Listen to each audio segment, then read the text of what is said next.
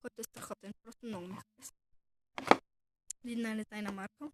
Един на Флор Марс, който е 07 номер. 07, да. Един 06 номер. Това е 6. Само за тези двата имат. Така. Точно за тези сенки не знам нищо. За тези отдолу също. Това ми е полета на Импала. Но първи номер.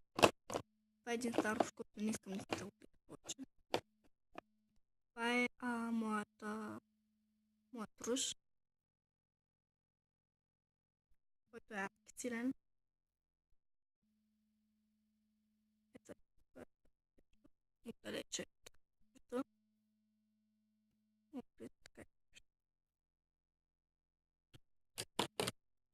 Много е просто страхотен, уникален. Уникален цвет за мен. Почваме с гланцовете. Гланцът ми на нея. Гланцът ми на Baby Lips, който всъщност марката му е Maybelline. Това ми е как да кажа, гланцът, който е на хармоника с вкусна диня. Един не знаеш гланц, гланцът ми на Golden Rose, 101 номер. Да. Гланцът ми на Impala. Същата марка е този, но не знам каква е. Гланцът ми на Hello Kitty. Още един гланц на Hello Kitty. Тези двата са с някакви XL. Тези двата въобще не ги ползвам и бих ги подарила на някой, ако иска. Това са иска.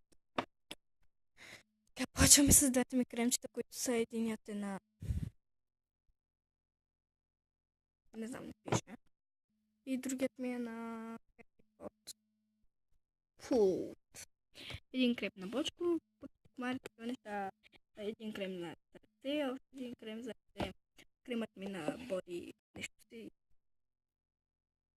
Добре. Боди нещо си. Този е от Италия. Не, беше от Англия. Той е блестящ. За лятото е. Но аз го ползвам за лятото. Зимата за всеки сезон ползвам аз. Той ми е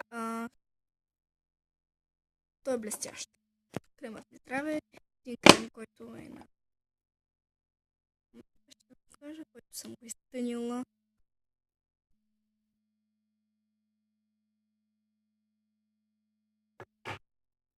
Просто няма вече почти нищо от него, но ползвам.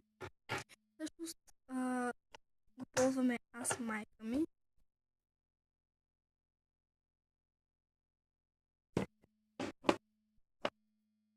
Така.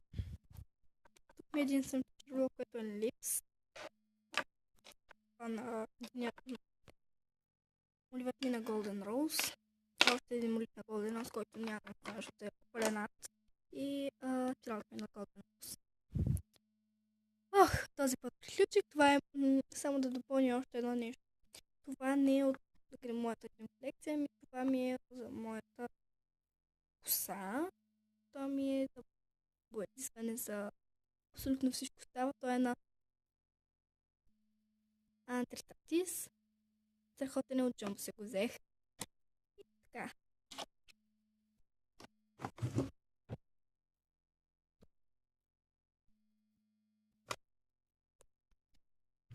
Това беше видеото от мен. Чао!